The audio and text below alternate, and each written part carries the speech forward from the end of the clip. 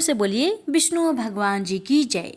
प्यारे भक्तों, आज आप सभी श्रवण करेंगे जया एकादशी व्रत की संपूर्ण कथा। धर्मराज युधिष्ठिर बोले, हे भगवान, आपने माघ के कृष्ण पक्ष की षटटिला एकादशी का अत्यंत सुंदर वर्णन किया। आप स्वदेज, अंडज, उद्दीज और जरायुज चारों प्रकार के जीवों के उत्पन्न, पालन तथा नाश करने वाले हैं। अब आप कृपा करके माघ शुक्ल एकादशी का वर्णन कीजिए। इसका क्या नाम है, इसके व्रत की क्या विधि है और इसमें कौन से देवता का पूजन किया जाता है। श्री कृष्ण भगवान कहने लगे कि हे राजन, इस एकादशी का नाम जया एकादशी है। इसका व्रत करने से मनुष्य ब्रह्म हत्यादि पापों से छूटकर मोक्ष को प्राप्त होता है तथा इसके प्रभाव से भूत पिशाच आदि योनियों से मुक्त हो जाता है। इस व्रत को विधि पूर्वक करना चाहिए। अब मैं आपसे पद्म पुराण में वर्णित इसकी महिमा का एक कथा सुनाता हूँ। भगवान कहने लगे कि एक समय देवराज इंद्र स्वर्ग में राज करते थे और अन्य सब देवगण सुखपूर्वक स्वर्ग में रहते थे। एक समय इंद्र अपनी इच्छा अनुसार नंदन वन में अप्सराओं के साथ विहार कर रहे थे और गंधर्व गान कर रहे थे। उन गंधर्वों में प्रसिद्ध पुष्पदंत तथा उसकी कन्या पुष्पवती और चित्रसेन तथा उसकी स्त्री मालिनी भी उपस्थित थी। साथ ही मालिनी का पुत्र पुष्पवान और उसका पुत्र मल्यवान भी उपस्थित थे। पुष्पवती गंधर्व कन्या मल्यवान को देखकर उस पर मोहित हो गई और मल्यवान पर काम बाण चलाने लगी। उसने अपने रूप, लावण्य और हाव भाव से मल्यवान को बस में कर लिया। हे राजन, वह पुष्पवती अत्यंत सुंदर थी। अब वे इंद्र को प्रसन्न करने के लिए गान करने लगी, परंतु परस्पर मोहित हो जाने के कारण उनका चित्त भ्रमित हो गया था। इनके ठीक प्रकार न गाने तथा स्वर ताल ठीक नहीं होने से इंद्र इनके प्रेम को समझ गया और उन्होंने इसमें अपना अपमान समझकर उनको श्राप दे दिया। इंद्र ने कहा, हे मूर्खो, तुमने मेरी आज्ञा का उल्लंघन किया है, इसलिए तुम्हें धिक्कार है। अब तुम दोनों स्त्री पुरुष के रूप में मृत्यु लोक में जाकर पिशाच रूप धारण करो और अपने कर्म का फल भोगो। इंद्र का ऐसा श्राप सुनकर वे अत्यंत दुखी हुए और हिमालय पर्वत पर दुख पूर्वक अपना जीवन व्यतीत करने लगे। उन्हें गंध, रस तथा स्पर्श आदि का कुछ भी ज्ञान नहीं था। वहां उनको महान दुख मिल रहे थे। उन्हें एक क्षण के लिए भी निद्रा नहीं आती थी। उस जगह अत्यंत शीत था, इससे उनके रोंगटे खड़े रहते और मारे शीत के दांत बजते रहते। एक दिन पिशाच ने अपनी स्त्री से कहा कि पिछले जन्म में हमने ऐसे कौन सा पाप किए थे जिससे हमको यह दुखदायी पिशाच योनि प्राप्त हुई। इस पिशाच योनि से तो नरक के दुख सहना ही उत्तम है, अतः हमें अब किसी प्रकार का पाप नहीं करना चाहिए। इस प्रकार विचार करते हुए वे अपने दिन व्यतीत कर रहे थे। देव योग से तभी माघ मास में शुक्ला पक्ष की जया नामक एकादशी आई। उस दिन उन्होंने कुछ भी भोजन नहीं किया और ना कोई पाप कर्म ही किया, केवल फल फूल खाकर ही दिन व्यतीत किया और सायंकाल के समय महान दुख से पीपल के वृक्ष के नीचे बैठ गए। उस समय सूर्य भगवान अस्त हो रहे थे।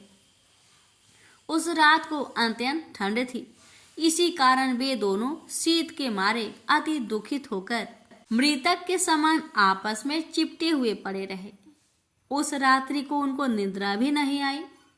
हे राजन, जया एकादशी के उपवास और रात्रि के जागरण से दूसरे दिन प्रभात होते ही उनकी पिशाच योनि छूट गई। अत्यंत सुंदर गंधर्व और अप्सरा की देह धारण कर सुंदर वस्त्र भूषणों से अलंकृत होकर उन्होंने स्वर्ग लोक को प्रस्थान किया। उस समय आकाश में देवता उनकी स्तुति करते हुए पुष्प वर्षा करने लगे। स्वर्ग लोक में जाकर इन दोनों ने देवराज इंद्र को प्रणाम किया। इंद्र इनको पहले रूप में देखकर अत्यंत आश्चर्यचकित हुआ और पूछने लगा कि तुमने अपनी 50 योनि से किस तरह छुटकारा पाया, सो सब बतलाओ। मल्यवान बोले कि हे देवेंद्र, भगवान विष्णु की कृपा और जया एकादशी के व्रत के प्रभाव से ही हमारी 50 देह छूटी है। तब इंद्र बोले कि हे मल्यवान, भगवान की कृपा और एकादशी का व्रत करने से न केवल तुम्हारी 50 योनि छूट गई, वरन हम लोगों के भी वंदनीय हो गए, क्योंकि विष्णु और शिव के भक्त हम लोगों के वंदनीय हैं। अतः आप धन्य हैं। अब आप पुष्पवती के साथ जाकर विहार करो।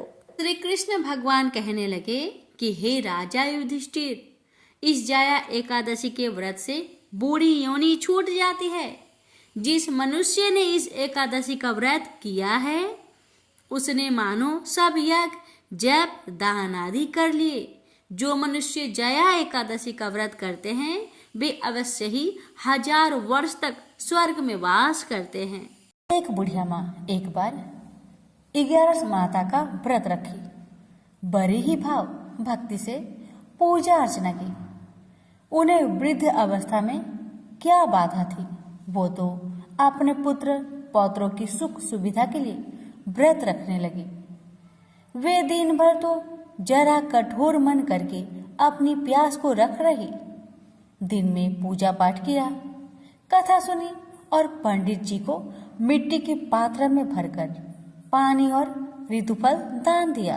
दोनों भर भर कर बूरा वितरण किया। उन्हें गर्मी के कारण बहुत बेचैनी हो रही थी। इस कारण से बड़ी देर तक पानी में पड़ी रही और पानी की कुल्ला करती रही, मुंह धोती रही। तब कहीं थोड़ा बहुत धैर्य बंध पाया। धूप तो तेज पड़ रही थी, इस कारण बार बार मुंह सूख रहा था। बूढ़ी माँ बहुत बेचैन हो रही थी। एक बुढ़ापा और दूसरे ये भयंकर गर्मी। वृद्ध अवस्था की स्थिति तो कुछ दूसरे ही प्रकार की होती है। ऐसे तैसे रो धो के दिन कट पाया। अब पहाड़ सी रात सामने थी। उसका काटना बड़ा ही कठिन दिखाई दे रहा था। खटिया पर पड़े शांति नहीं मिल रही थी। वे बार बार करवट बदल रही थी। अनेक बार वो बाहर जाती और भीतर आती। उन्हें घर के अंदर शांति नहीं थी। वे पड़ी पड़ी एकादशी माता का स्मरण करती रही। वे कहती रही कि हे माता जी, आप मेरी लाज रखेगा, आप ही मुझे शक्ति दे दीजिएगा जिससे मैं भली भांति आपका व्रत कर सकूं और ये पहाड़ सी रात शांति पूर्वक व्यतीत हो सके। प्यास के कारण बूढ़ी माँ की बेचैनी तो बढ़ ही रही थी। उन्होंने धैर्य रखने का बहुत प्रयास किया, किंतु सहनशीलता की सीमा टूट गई और वे घबराकर एकदम चिल्ला पड़ी। बोली, बचाओ बचाओ बचाओ। अम्मा का चिल्लाना सुनकर परिवार भर के नर नारी बच्चे और पड़ोसी एकत्रित होकर बूढ़ी अम्मा की खटिया के समीप पहुंच गए। सबने पूछा, अम्मा जी आपको क्या हो गया? आप क्यों चिल्ला पड़ी है? आप इस वृद्धावस्था में ये कठिन व्रत क्यों कर रही हैं? अम्मा जी ने कहा, शक्ति से ही भक्ति होती है।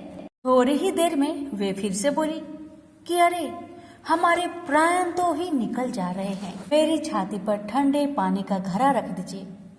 नातियों ने दादी की छाती पर ठंडे पानी का पात्र रख दिया। तब कहीं उन्हें थोड़ा बहुत आराम मिला और थोड़ी देर के लिए उन्होंने अपनी आंखें बंद कर ली। एकादशी माता ने सोचा कि ये बूढ़ी अम्मा है तो बहुत कठोर, जरा जाकर उसकी परीक्षा लेनी चाहिए। वे आधी रात को मुर्गा बनकर टेर लगाने लगी।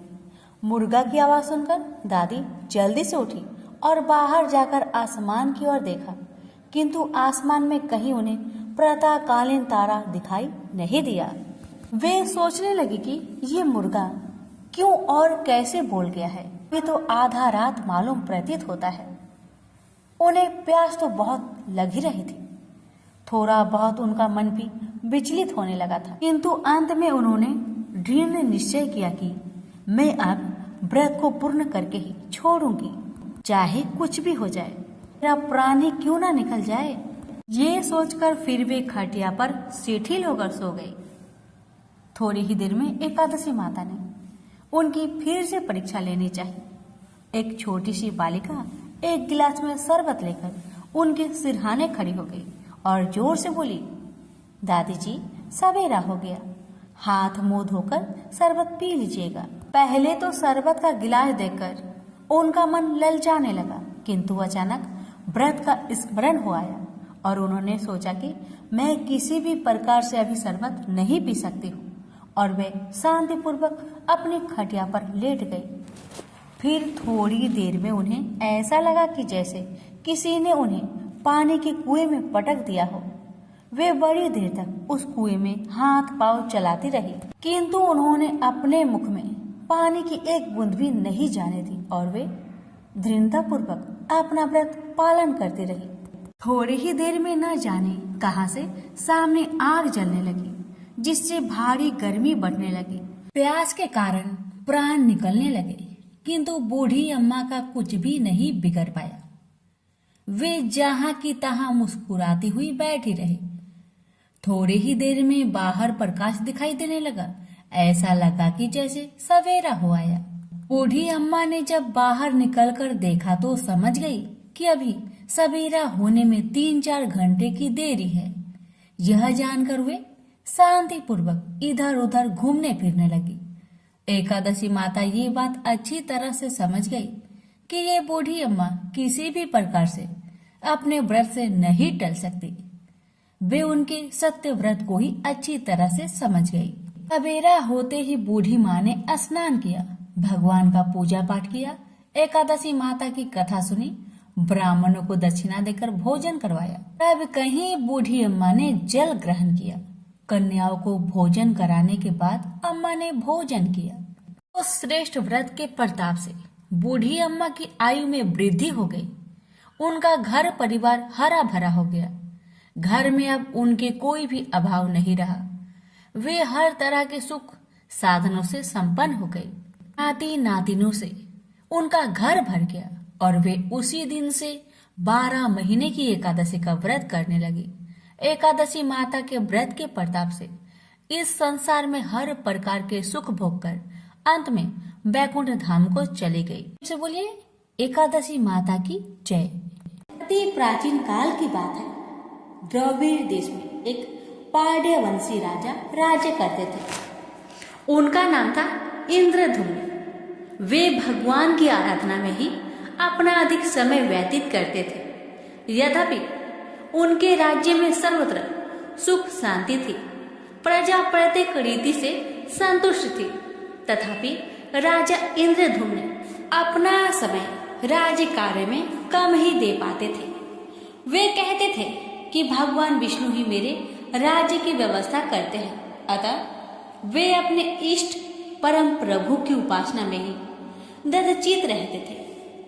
राजा इंद्रधुम्न के मन में आराध्य आराधना की लालसा उत्तरोत्तर बढ़ती ही गई। इस कारण वे राज्य का त्याग कर मलय पर्वत पर रहने लगे। उनका भेष तपस्वियों जैसा था। सिर के बाल बढ़कर जटा के रूप में हो गए थे। वे निरंतर परम ब्रह्मा परमात्मा की आराधना में तत्लीन रहते थे। उनके मन और प्राण भी श्री हरि के चरण कमलों में मधुकर बने रहते। इसके अतिरिक्त उन्हें जगत की कोई वस्तु नहीं सुहाती। उन्हें राज्य, कोष, प्रजा तथा पत्नी आदि किसी प्राणी या पदार्थ की स्मृति ही नहीं होती थी। एक बार की बात है, राजा इंद्रधुम्न प्रतिदिन की भांति स्नान आदि से निवृत्त होकर सर्वसमर्थ प्रभु की उपासना में तत्लीन थे। उन्हें ब्रह्मा जगत का तनिक भी ध्यान नहीं था।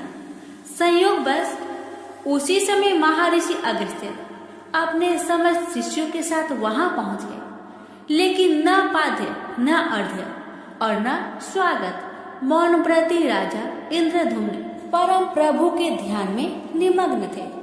इससे महर्षि अगस्त्य कुपित हो गए। उन्होंने इंद्रधुम्न को श्राप दिया, इस राजा ने गुरुजनों से शिक्षा नहीं ग्रहण की है और अभिमान बस परोपकार से निवृत्त होकर मनमानी कर रहा है।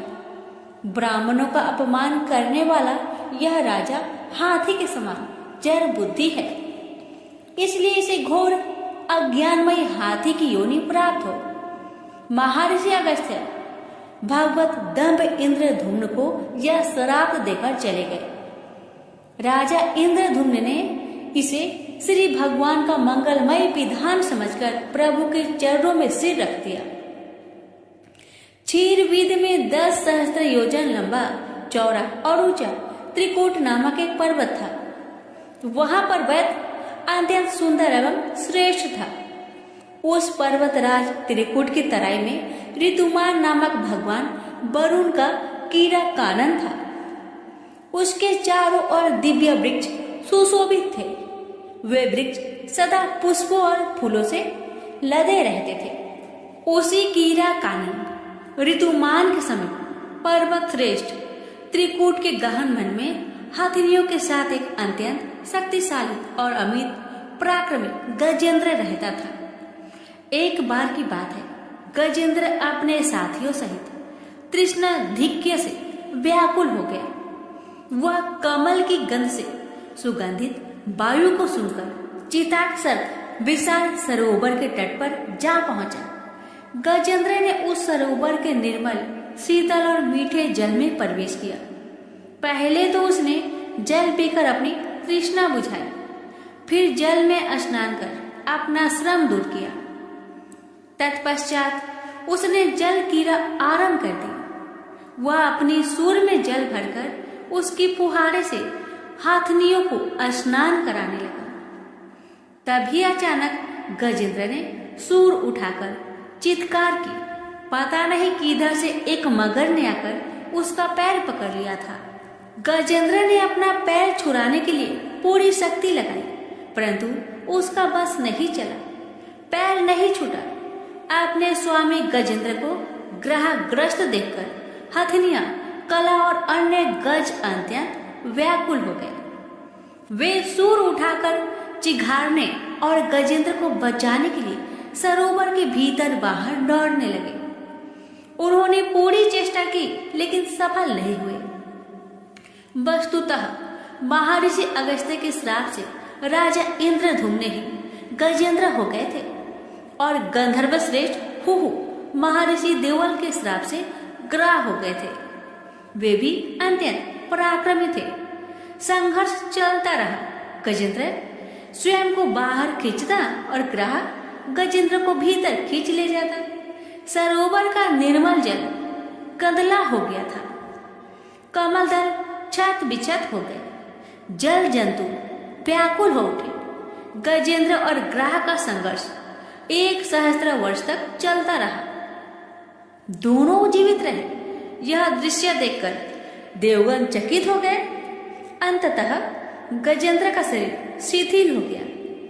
उसके शरीर में शक्ति और मन में उत्साह नहीं रहा, परंतु जलचर होने के कारण ग्राह की शक्ति में कोई कमी नहीं आई। उसकी शक्ति बढ़ गई। वह नवीन उत्साह से अधिक शक्ति लगाकर गजेंद्र को खींचने लगा। असमर्थ गजेंद्र के प्राण संकट में पड़ गए। उसकी शक्ति और पराक्रम का अहंकार चूर चूर हो गया। वह पूर्णतया निराश हो गया, किंतु पूर्व जन्म के निरंतर भागवत आराधना के फलस्वरूप उसे भागवत स्मृति हो आई। उसने निश्चय किया कि मैं कराल काल के भय से चराचर प्राणियों के शरण सर्वसमर्थ प्रभु की शरण ग्रहण करता हूँ। इस निश्चय के साथ गजेंद्र मन को एकाग्र कर पूर्व जन्म में सीखे श्रेष्ठ स्रोत द्वारा परम प्रभु की स्तुति करने लगा। गजेंद्र की स्तुति सुनकर सर्वात्मा सर्वदेव रूप भगवान विष्णु प्रकट हो गए। गजेंद्र को पीड़ित देखकर भगवान विष्णु गरुड़ पर आरूढ़ होकर अत्यंत शीघ्रता से उक्त सरोवर के तट पर पहुंचे। जब जीवन से निराशा तथा पीड़ा से छटपटाते गजेंद्र ने हाथ में चक्र लिए गरुड़ारूढ़ भगवान विष्णु को तीव्रता से अपनी ओर आते देखा। उसने कमल का एक सुंदर पुष्प अपनी सूर में लेकर ऊपर उठाया और बड़े कष्ट से उसने कहा, नारायण जगत गुरु भगवान, आपको नमस्कार है। गजेंद्र को अत्यंत पीड़ित देखकर भगवान विष्णु गरुड़ की पीठ से कूद पड़े और गजेंद्र के साथ ग्राह को भी सरोवर से बाहर खींच लाए और तुरंत अपने तीक्ष्ण चक्र से ग्राह का मुख फाड़कर गजेंद्र को मुक्त कर दिया। ब्रह्मा आदि देवगण श्री हरि की प्रशंसा करते हुए उनके ऊपर स्वर्ग सुमनों की वृष्टि करने लगे। सिद्ध और ऋषि महर्षि परम ब्रह्मा भगवान विष्णु का गुणगान करने लगे। ग्रह दिव्य शरीरधारी हो गया। उसने विष्णु के चरणों में सिर रखकर प्रणाम किया और भगवान विष्णु के गुणों की प्रशंसा करने लगा। भगवान विष्णु के मंगलमय वरद हस्त के स्पर्श से पाप मुक्त होकर अभिशप्त कुहू गंधर्व ने प्रभु की परिक्रमा की और उनके त्रिलोक्य बंदित चरण कमलों में प्रणाम कर अपने लोक को चला गया। भगवान विष्णु ने गजेंद्र का उद्धार कर उसे अपना पार्षद बना लिया। गंधर्व सिद्ध और देवगण उनकी लीला का गान करने लगे। गजेंद्र की स्तुति से प्रसन्न होकर भगवान विष्णु ने सबके समक्ष कहा, प्यारे गजेंद्र, जो लोग ब्रह्म मुहूर्त में उठकर तुम्हारी की हुई स्तुति से मेरा स्तवन करेंगे, उन्हें मैं मृत्यु के समय निर्मल बुद्धि का दान करूंगा। यह कहकर भगवान विष्णु ने पार्षद रूप में गजेंद्र को साथ लिया और गरुड़ारूढ़ होकर अपने दिव्य धाम को चले गए। तो प्रेम से बोलिए लक्ष्मी नारायण की जय।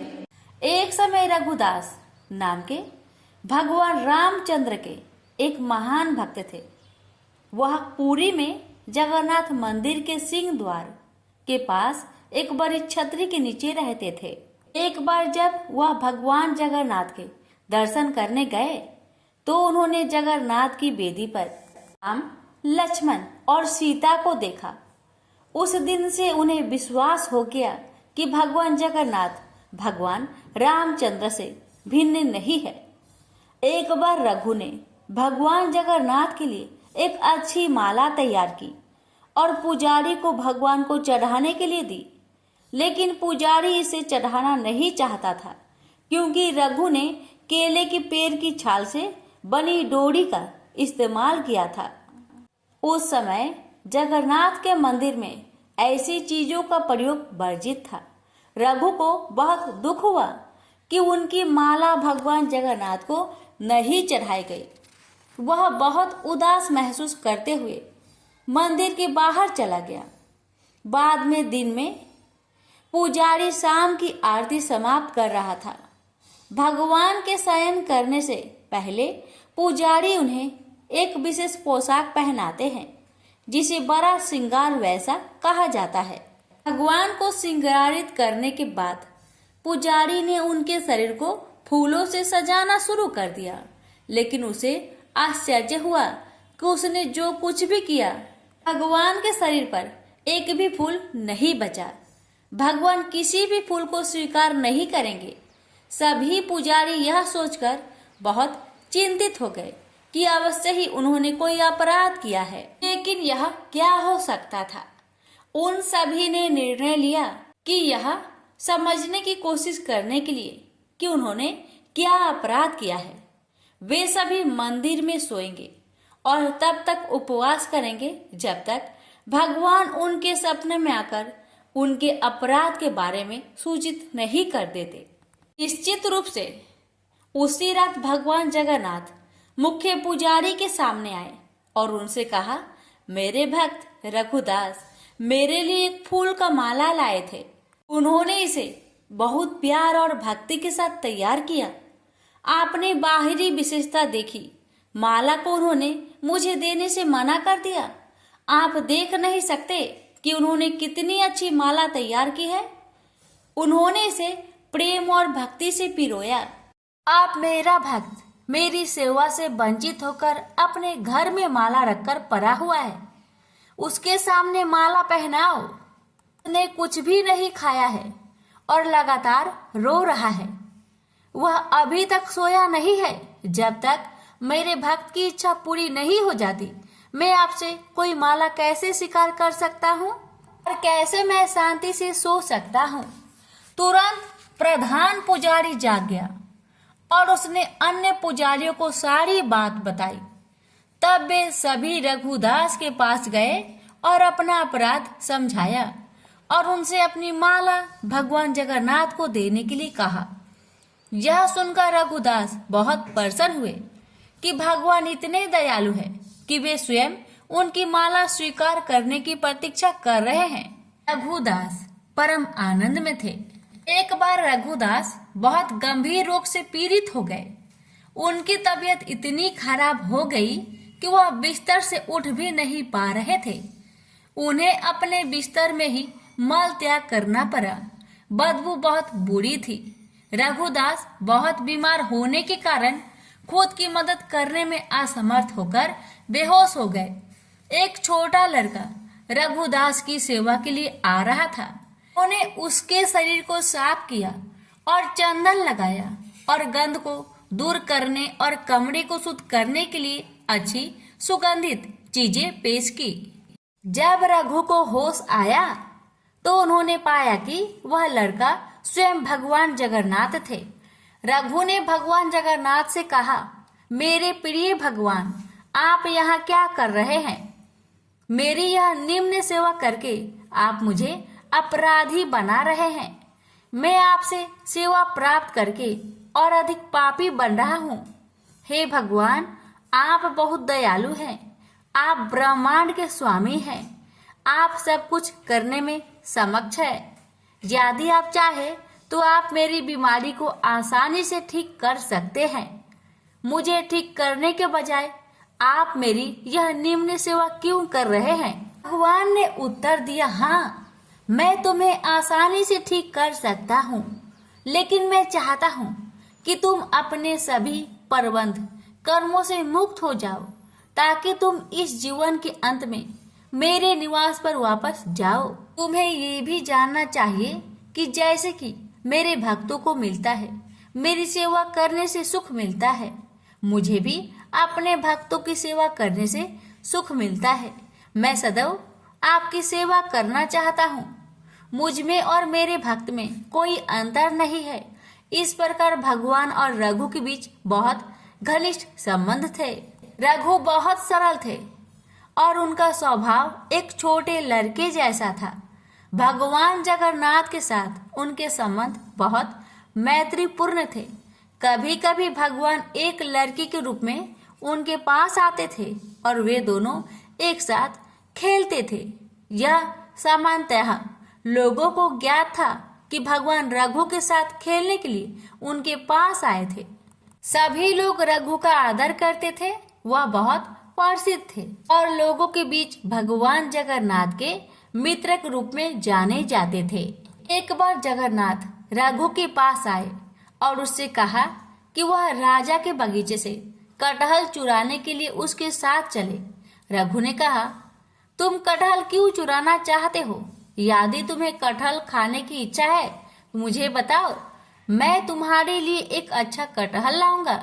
भगवान जगन्नाथ ने उत्तर दिया, इस प्रकार मुझे अपने भक्त से सब कुछ मिल रहा है।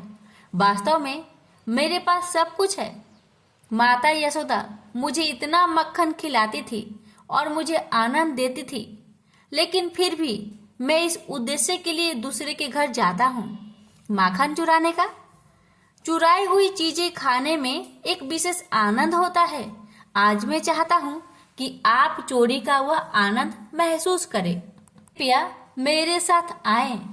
असहाय होकर रघु भगवान के प्रस्ताव पर सहमत हो गया और उनके साथ चला गया। वे दोनों राजा के बगीचे में दाखिल हुए। जगन्नाथ ने रघु से कहा, तुम पेड़ पर चढ़ जाओ, मैं जमीन पर खड़ा रहूंगा। तुम सबसे अच्छा और सबसे बड़ा कटहल तोड़कर नीचे फेंक देना। मैं यही खड़ा होकर उसे पकड़ लूंगा। फिर हम दोनों भाग जाएंगे। रघु ने भगवान की आदेश का ठीक वैसे ही पालन किया जैसे उन्होंने निर्देश दिया था। वह कटहल के पेड़ पर चढ़ गया और सबसे अच्छे और बड़े कटहल को ढूंढ निकाला, से तोड़ लिया। जगन्नाथ, उसने पुकारा, क्या आप तैयार हैं? जगन्नाथ ने उत्तर दिया, हाँ मैं तैयार हूँ, फेंक दो। रघु ने कटहल नीचे फेंक दिया, यह उम्मीद करते हुए कि जगन्नाथ उसे पकड़ लेंगे। लेकिन जगन्नाथ कहाँ थे? वह भाग गए थे। कटहल को पकड़ने वाला कोई नहीं था। वह बड़ी आवाज करते हुए जमीन पर गिरा और फट गया। जब राजा के माली ने आवाज सुनी तो वह समझ गया कि कोई कटहल चुराने के लिए बगीचे में घुसा है। वह तुरंत मौके पर भागा और देखा कि बड़ा कटहल जमीन पर खुला पड़ा था। फिर भी उसने आसपास किसी को नहीं देखा। जब उसने ऊपर देखा तो उसे रघुदास पेड़ पर बैठे दिखे। माली तुरंत राजा के पास गया और उसे बताया कि रघुदास उसके बगीचे से कटहल चुरा रहा था। वह अभी भी वही पेड़ की चोटी पर बैठा है। उसने उत्साहपूर्वक राजा से कहा। राजा को विश्वास नहीं हो रहा था कि रघु कटहल चुराने के लिए उसके बगीचे में घुसा था। इसलिए राजा ने अपने मंत्रियों को इकट्ठा किया और उस स्थान पर गए जहां माली ने संकेत किया था। वह रघुदास को पेड़ पर बैठे और कटहल को जमीन पर पड़ा देखकर आश्चर्यचकित रह गया। राजा के अनुरोध पर रघु पेड़ से नीचे उतर आया। राजा ने रघु से पूछा, मेरे प्रिय प्रभु, यदि तुम कटहल खाना चाहते थे तो आधी रात को मेरे बगीचे में आकर पेड़ पर चढ़ने की परेशानी क्यों उठा रहे हो? तुम मुझे बता सकते थे, मैं कर सकता था। कटहल उठाया और तुम्हारे घर भेज दिया। रघु ने राजा को पूरी कहानी बताई कि कैसे भगवान जगन्नाथ ने उसे धोखा दिया था। भगवान की लीला सुनकर सभी को आनंद आ गया और सभी हंस पड़े। उन्होंने रघु की महानता की प्रशंसा की। इस प्रकार मित्रता की मुद्रा में रघु भगवान जगन्नाथ के साथ लीलाएं करते।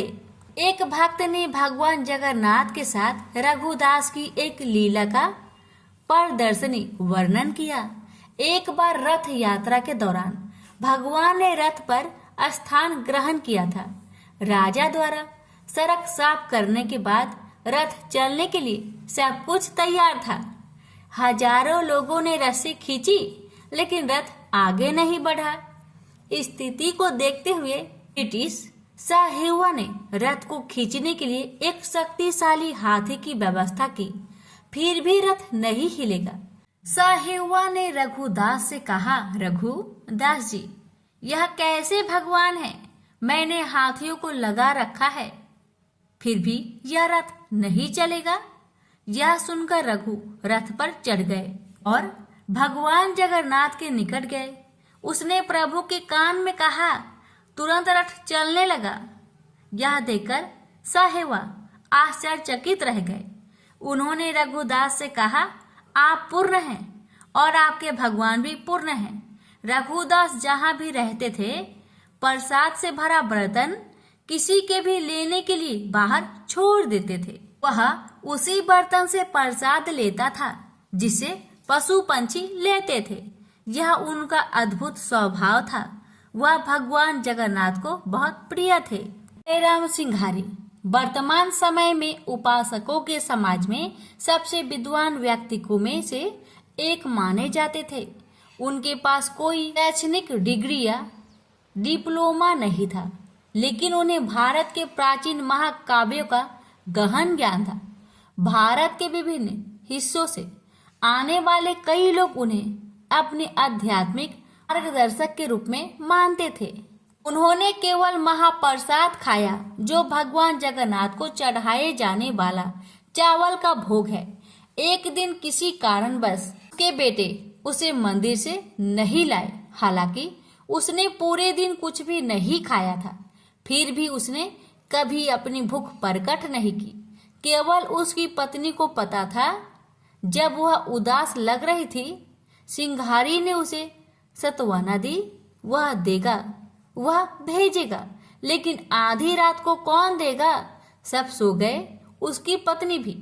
कुछ देर बाद दरवाजे पर हल्की सी दस्तक हुई।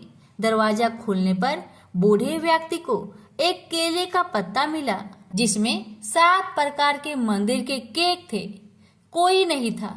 अगली सुबह जब उसने यह घटना बताई तो किसी ने उस पर विश्वास नहीं किया। पूरे दिन भगवान जगन्नाथ का यह चमत्कार लोगों के मन में छाया रहा। अगली रात सिंघाड़ी को सपने में आवाज आई, क्या तुमने वह सब कुछ खा लिया जो दिया गया था? प्रेम से बोलिए जगन्नाथ भगवान की जय। एक समय की बात है, एक भाई बहन रहते थे। बहन का नियम था कि वह अपने भाई का चेहरा देखे ही खाना खाती थी। हर रोज सुबह उठती थी और जल्दी जल्दी घर का सारा काम काज करके अपने भाई का मुख देखने के लिए उसके घर से निकल जाती। एक दिन रास्ते में एक पीपल पेड़ के नीचे गणेश जी की मूर्ति रखी हुई थी। उसने भगवान के सामने हाथ जोड़कर कहा कि मेरे जैसा अमर सुहाग और मेरे जैसा अमर पिहर सबको दीजिए। यह कहकर वह आगे बढ़ जाया करती थी। हर दिन का उसका यही नियम था। जंगल के झाड़ियों के कांटे उसके पैरों में चुभा करते थे। एक दिन बहन भाई के घर पहुंची और भाई का मुख देखकर बैठ गई तो भाभी ने पूछा, पैरों में क्या हो गया है ननद जी? यह सुनकर उसने भाभी को जवाब दिया कि रास्ते में जंगल की झाड़ियों से गिरे हुए कांटे मेरे पाँव में चुभ जाते हैं। जब वह वापस अपने घर आ गई तब भाभी ने अपने पति से कहा कि रास्ते को साफ करवा दो। हमारी ननद यानी कि आपकी बहन झाड़ियों के रास्ते से आती है तो उसके पाँव में बहुत सारे कांटे चुभ जाते हैं। पत्नी की इतना बात सुनते ही भाई तुरंत उठा और हाथों में कुल्हाड़ी लेकर सारी झाड़ियों को काटकर रास्ता साफ कर दिया। और इसी कारण से गणेश जी का स्थान भी वहां से हट गया। यह देखकर भगवान गुस्सा हो गए और उसके भाई के प्राण को हर लिए। लोग अंतिम संस्कार के लिए जब भाई को ले जा रहे थे तब उसकी भाभी रोती हुई लोगों से कही, थोड़ी देर रुक जाओ, उसकी बहन आने वाली है। वह अपने भाई का मुख देखे बिना नहीं रह सकती। उसका यह हर दिन का नियम है। तब लोगों ने कहा, आज तो देख लेगी पर कल कैसे देखेगी? रोज के दिन की तरह बहन अपने भाई का मुख देखने के लिए जंगल में निकल दी। जब जंगल में उसने देखा कि सारा रास्ता साफ किया हुआ है तब वह आगे बढ़ी तो उसने देखा कि सिद्धि विनायक को भी वहां से हटा दिया गया है। तब उसने जाने से पहले गणेश जी को एक अच्छे स्थान पर रखकर उन्हें स्थान दिया और हाथ जोड़कर बोली, हे गणेश महाराज, मेरे जैसा अमर सुहाग और मेरे जैसा अमर पिहर सबको देना। और फिर इतना कहकर आगे निकल गई। लड़की की बात सुनकर भगवान गणेश सोच में पड़ गए, अगर मैं इसका नहीं सुना तो मुझे कौन मानेगा, हमें कौन पूजेगा? तब सिद्धि विनायक ने उसे पीछे से आवाज दिया कि बेटी, इस खेजड़ी की 7 पत्तियां ले जा और उसे कच्चे दूध में घोलकर भाई के ऊपर छींटा मार देना, वह उठकर बैठ जाएगा। यह सुनकर जब बहन पीछे मुड़ी तो उसने देखा कि वहां तो कोई नहीं है, लेकिन फिर भी उसके दिल से आवाज आई, जो मैंने सुना वैसे ही करती हूँ, देखा जाए क्या होता है। इतना सोचकर वह 7 खेजड़ी की पत्तियां लेकर अपने भाई के घर पहुंची। उसने देखा वहां कई लोग बैठे हुए हैं। भाभी बैठी रो रही है और पास में ही भाई का लाश रखा हुआ है। तब उसे रास्ते में जो आवाज सुनाई दी थी वही बात याद आई और उसने वैसा ही किया जैसे उसने सुना था। उसने खेजड़ी की 7 पत्तियों को बताए हुए नियम के तहत भाई के ऊपर इस्तेमाल किया। तब उसका भाई उठकर बैठ गया। भाई बोला बहन से, मुझे तो बहुत ही गहरी नींद आ गई थी। तब बहन बोली यह नींद किसी दुश्मन को भी ना आए, और उसने सारी बात अपने भाई को बता दी। हे गणेश महाराज, जैसे आपने उस बहन की सुनी, वैसे ही कहानी कहने वाले, हुक्कारे भरने वाले सभी की परिवार की सुनना और सभी के परिवार की रक्षा करना। सभी प्रेम से बोलिए गणेश महाराज की जय हो। सभी व्रत में सुनी जाने वाली लपसी तपसी की कथा। एक लपसी था, एक तपसी था। तपसी हमेशा भगवान की तपस्या में लीन रहता था। लपसी रोजाना 1.25 सेर की लापसी बनाकर भगवान का भोग लगाकर जीम लेता था। एक दिन दोनों लड़ने लगे। तपसी बोला मैं रोज भगवान की तपस्या करता हूँ इसलिए मैं बड़ा हूँ। लपसी बोला मैं रोज भगवान को 1.25 सेर लापसी का भोग लगाता हूँ इसलिए मैं बड़ा हूँ। नारद जी वहां से गुजर रहे थे। दोनों को लड़ता देखकर उनसे पूछा कि तुम क्यों लड़ रहे हो। तपसी ने खुद के बड़ा होने का कारण बताया और लपसी ने अपना कारण बताया। नारद जी बोले तुम्हारा फैसला मैं कर दूंगा। दूसरे दिन लपसी और तपसी नहाकर अपनी रोज की भक्ति करने आए तो नारद जी ने छुपकर 1.25 करोड़ की एक एक अंगूठी दोनों के आगे रख दिए। तपसी की नजर जब अंगूठी पर पड़ी तो उसने चुपचाप अंगूठी उठाकर अपने नीचे दबा लिया। तपसी की नजर अंगूठी पर पड़ी लेकिन उसने ध्यान नहीं दिया। भगवान को भोग लगाकर लपसी खाने लगा। नारद जी सामने आए तो दोनों से पूछा कि कौन बड़ा है, तो नारद जी ने तपसी से खड़ा होने को कहा। वो खड़ा हुआ तो उसके नीचे दबी अंगूठी दिखाई पड़ी। नारद जी ने तपसी से कहा तपस्या करने के बाद भी तुम्हारी चोरी करने की आदत नहीं गई, इसलिए लपसी बड़ा है और तुम्हें तुम्हारी तपस्या का कोई भी फल नहीं मिलेगा। तपसी शर्मिंदा होकर माफी मांगने लगा। उसने नारद जी से पूछा मुझे मेरी तपस्या का फल कैसे मिलेगा। नारद जी ने कहा यदि कोई गाय और कुत्ते की रोटी नहीं बनाएगा तो फल तुझे मिलेगा। यदि कोई ब्राह्मण को भोजन करवाकर दक्षिणा नहीं देगा तो वह फल तुझे मिलेगा। यदि कोई साड़ी के साथ ब्लाउज नहीं देगा तो फल तुझे मिलेगा। यदि कोई दिए से दिया जलाएगा तो फल तुझे मिलेगा। यदि कोई सारी कहानी सुने लेकिन तुम्हारी कहानी नहीं सुने तो फल तुझे मिलेगा। उसी दिन से हर व्रत कथा कहानी के साथ लपसी तपसी की कहानी भी सुनी और कही जाती है। प्रेम से बोलिए लक्ष्मी नारायण की जय।